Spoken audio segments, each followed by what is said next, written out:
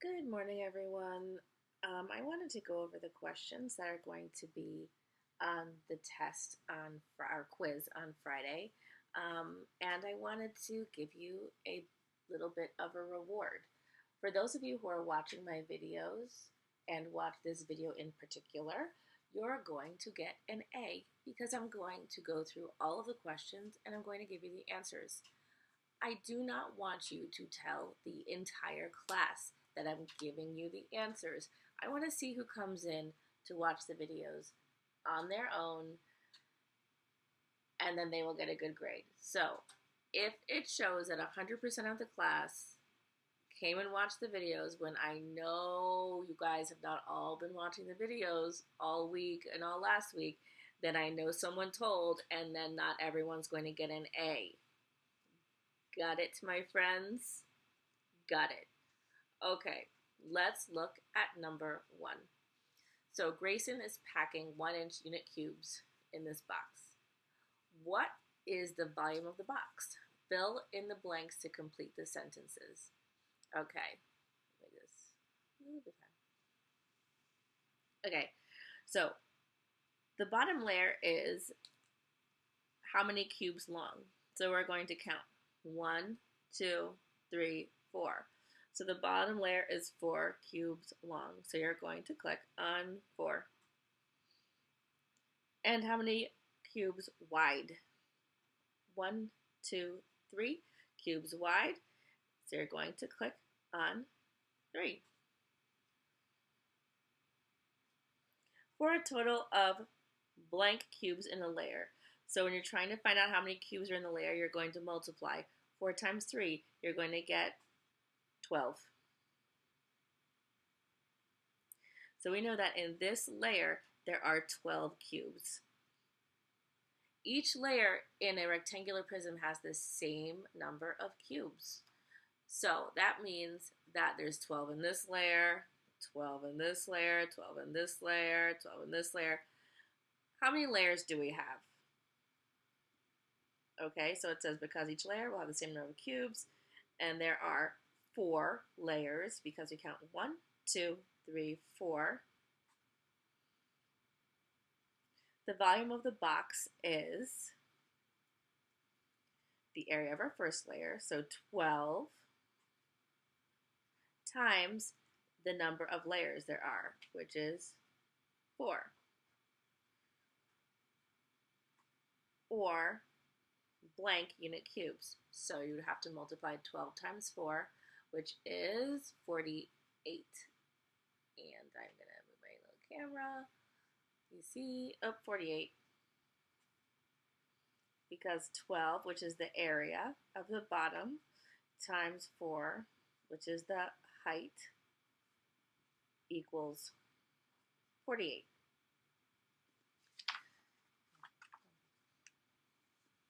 All right.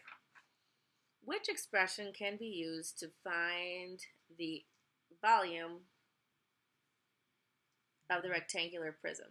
Okay, so we know we can do area times height or length times width times height.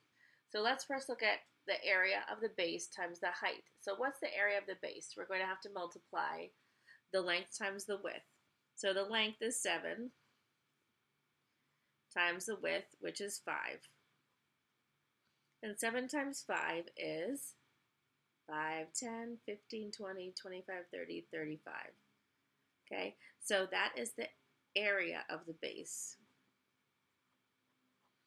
Now we're going to multiply that by the height to find the volume. So do any of these show the area times the height? 35 plus 3? That doesn't make any sense. Yes, this is 35, and yes, this is 3 high, but why would we add 3? We want to repeat add 35 3 times, so it's not this one. 35 times 3. Now we're talking. The base is 35, the height is 3, so it's 35 times 3. 7 plus 5 times 3. Now, I don't know why you would add 7 and 5. It makes no sense unless you just forget that we're trying to find the area, so we're going to multiply, so this is not going to work. Again, here's two little addition signs, 7 plus 5 plus 3. What about 35 plus 35 plus 35? We have one area, the area of this base is 35, plus the area of this is 35, and then the area of this is 35. Yes, that's also true. Moving on to question 3. Noriko is packing 1 centimeter unit cubes into a prism. What is the volume of the prism? So we don't even have to fill this whole prism to find out what the volume is. We just have to know the area of the base and then the height.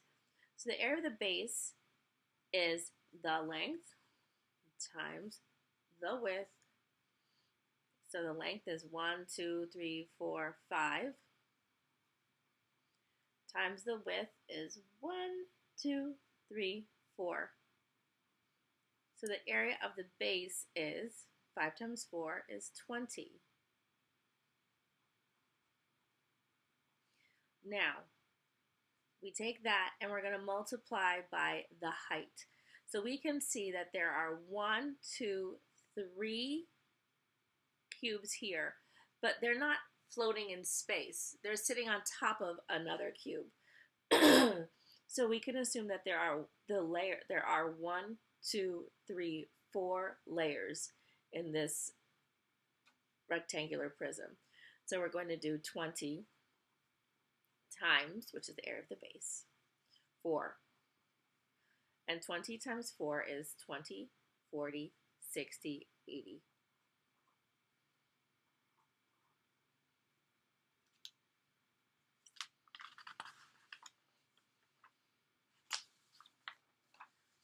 Okay, and our last question. Thomas and Gianna are building solid rectangular prisms with 1-inch unit cubes. Thomas's prism is shown below. Part A, what is the volume of Thomas's prism? So let's count the unit cubes or figure out the area of the base and then multiply it by the height. So the length is 1, 2, 3, 4, 5. The width is 1, 2. So the base is 10. Then we have to count how many layers there are. So there's 1 layer, 2 layers, 3 layers, 4 layers, 5 layers, 6 layers. So we're going to take that 10 and multiply it by 6. 10 times 6 is 60. So Thomas's prism is 60 cubic inches. Part B, Gianna builds a solid rectangular prism that has the same volume as Thomas's rectangular prism. Okay, so Gianna's volume also equals 60. The bottom layer of Gianna's prism is shown below. How many layers does Gianna's rectangular prism have? So we have to figure out what the area is of this bottom layer, and then how many of these would we have to layer to make 60? So we're first going to count our length and our width. So we have 1, 2, 3, 4, 5, 6, 7, 8, 9, 10. Okay, so our length is 10, and our width is 1, 2, 3. 10 times 3 is 30. So the base of our prism is 30. So how many bases would we need to make 60? So if one base is 30, if we added another level,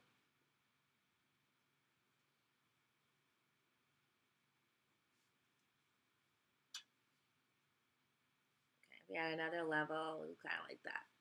Let's see if I can make that work. Oops. Okay, guys, this is not my greatest art, and I'm a little bit sad I'm not in school to show you my amazing ability to draw beautiful rectangular prisms, but there you go. So this layer is 30.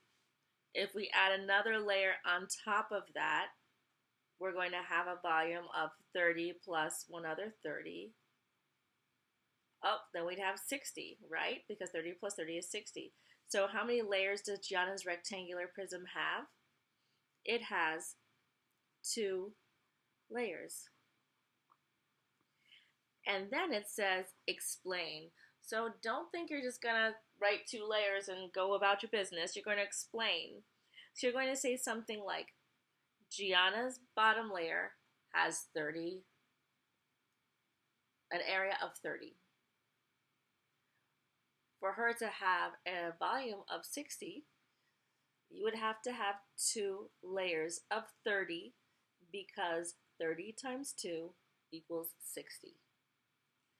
Okay, friends, there you have it. I should see 100s from all my viewing audience, and for those who don't view, I mean, I should see good scores too, because this is pretty easy, but we shall see. Keep watching the videos, guys. This is the most important, because I can't stand up in front of class and teach you. So when I post a video on your lesson, or when I post a video showing you how to do things, those are the most important things to watch, because you can see the process of solving from beginning to the end. My office hours are the same, but I'm only going on Google Meet 2 or 3 times a week, unless you really, really need me, and I can't show you how to do a problem on Remind. Then I'll meet you during office hours on Google Meet and send you, excuse me, excuse me, and I'll send you a code. With that, have a good day, have a good Friday, and a good weekend. And I miss seeing your little faces. We'll see you soon on the internet. Oh, and go watch my videos. I know I already said it, but that's how important it is. Plus, I want to be famous, so, you know, I think it'd be cool to be a famous math teacher YouTuber. And the only way that's going to happen is for you guys to watch and subscribe. Just kidding. Don't subscribe, and I don't want to be a famous YouTuber, but I watch enough videos that I know that's what you say. All right, I know you guys are cringing hard. Go take your test. Get an A. I cannot wait to put all those A's in the grade book. Have a good day. Bye.